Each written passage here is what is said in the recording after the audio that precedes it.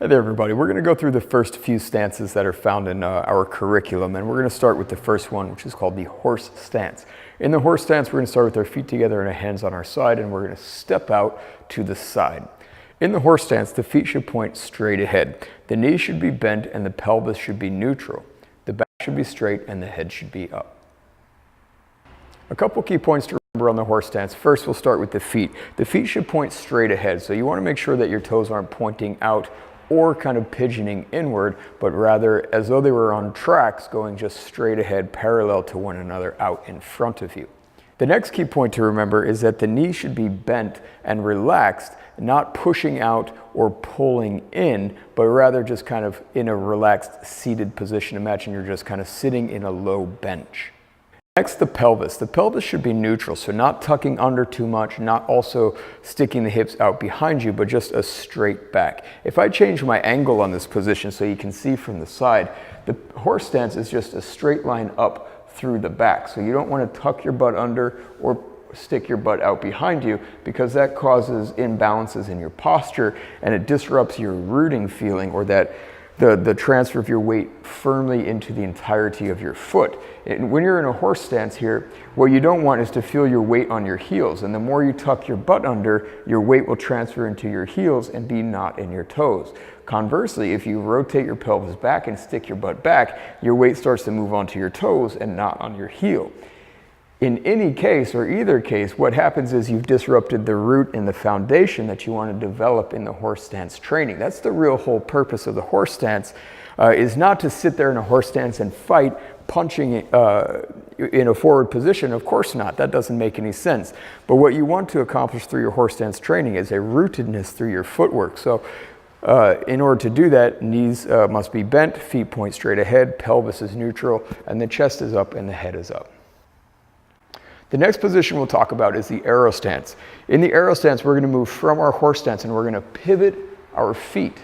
Now, once we've pivoted into the arrow stance, both feet are going to the corner, the front knee is bent, and the back leg is a straight line going down through the hip all the way through the heel. So if I turn my body now with this so you can kind of see the posture along with it, I'm going from horse stance and I'm pivoting through into my arrow stance. And you see that my chest is up, my head is up, everything is aligned now sideways. So I took my feet and I moved both of them to the corner. My front knee is bent, my back leg is straight, my posture is upright, and I'm facing sideways.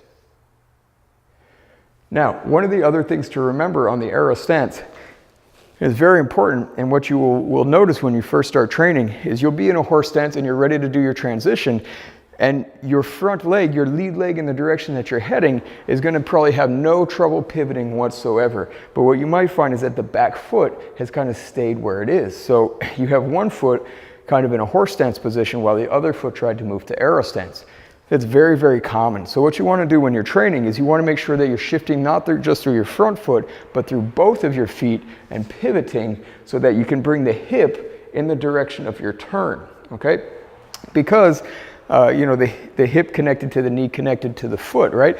So because of that, when you're pivoting, if your foot stays anchored into the ground and pointing straight ahead and you're trying to pivot your hips, what will happen is that foot is going to pull on that hip. Okay, so even if I'm trying to direct my power sideways now, I can't extend my left side in this case because my left hip is still kind of pulled back from my foot. However, if I'm in a horse stance and I work on that pivot through both feet, boom, now I have the ability to move my left side in line with the footwork and in line with the stance. And that's the whole purpose of the arrow stance. Whereas the horse stance is rooted and neutral, the arrow stance is driving forward. And so in order to drive forward, the back leg must be straight, the foot must point to the corner, and the front knee has to be bent. So this is the final position on arrow stance here. So the next position we're going to work on, going from horse stance and then arrow stance, is stance number 3, which is called the cat stance.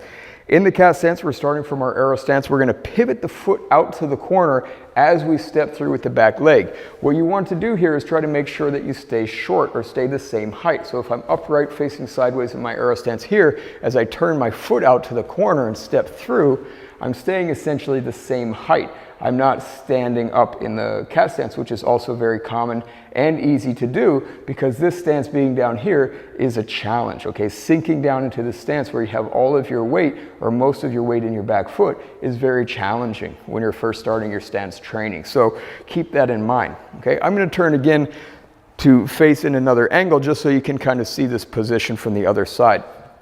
So if I'm in an arrow stance here, okay, and I have my front foot to the corner, my back foot to the corner, when I step through on this line and I turn this foot out, my back foot is going to step through and touch, but you notice that it's on its own track, okay? It's on its own line to where the front leg could easily step back without hitting the front foot. What you want to avoid on this is putting the foot down and having both of your feet kind of like on the same track here, whereas here would be the correct position. If you have both feet one in front of the other, you have very little side-to-side balance or lateral stability on this stance, and that makes it very challenging. So here's our arrow stance. As I bring my right hip through, or I bring my back leg through, here, it's on its own track, and you see I'm still essentially the same height on my stance. I step back, and then I step in, and there's no standing up. Okay, so what we're going to do next is we're going to tie those three stances together. We're going to go from horse stance, arrow stance, to cat stance. All right, again, starting with your hands on your side, feet together, step out to your horse stance. From here, pivoting through both feet into your arrow stance, body faces sideways, chest up, head up. From here, pivot through the front foot as you step through to your cat stance. Cat stance again, all the weight is in the back foot. Very little amount of weight is in your front foot. The toe is touching the ground. The tailbone is neutral, back straight, head up. From the cat stance, we can go into the next stance, which is called the hanging stance. Scoot back a little bit so you can see this.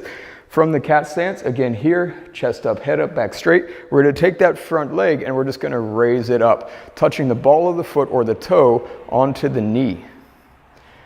The hanging leg is going to point straight ahead, so you don't want your knee to point outward or across the body pointing inward. It should point straight ahead in the direction that you're facing.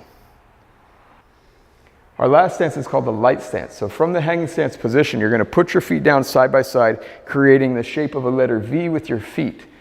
From here, sit down and step out with one foot. So if you had, let's say, your left leg up on your hanging stance, when you go to light stance, you're going to actually change your feet. Step down with the left, create a V, sit down, and then step out and touch the toe.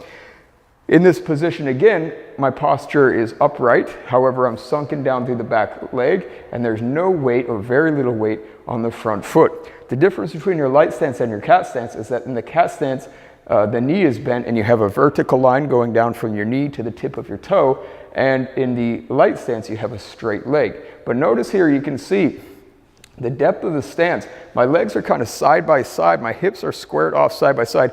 And because my stance is low, my left side and my right side are kind of in line with each other. If I stand up here, you see the front leg extending beyond the back leg, and my hips are maybe turned a little bit. But sinking down, squaring the hips, the thighs are parallel to one another. This is stance number 5, and from here, you can step back out to horse stance. And that's one way that you can kind of train the first 5 stances. That's how we teach them in class. Again, just going from horse to arrow to cat to hanging to light, and then building up your balance, your coordination, and your ability to move from one stance into the next smoothly, okay? When you're practicing your stances, what you want to make sure you're doing is, maybe, yeah, you could practice as low as you can in a horse stance down here, for leg training, to become stronger through your legs. And then you can practice your arrow stance way down here, very low, right? But then, because you have to stay the same height, now your cat stance also has to be down here. And this is very hard to do with no weight in your front foot. So it's okay to train your stances like that as a form of practice and conditioning to develop strong legs. However, stances and forms should be done in a way that you can move smoothly from one stance to the next. So keep that in mind and don't go too low in your stances. You want to challenge your legs and develop strong legs while also being able to move smoothly from one into the next and so on. That's the first 5 stances. Hopefully that's helpful for you as a training tool to practice at home. Hit the little like button there if you like this video. Thanks for watching.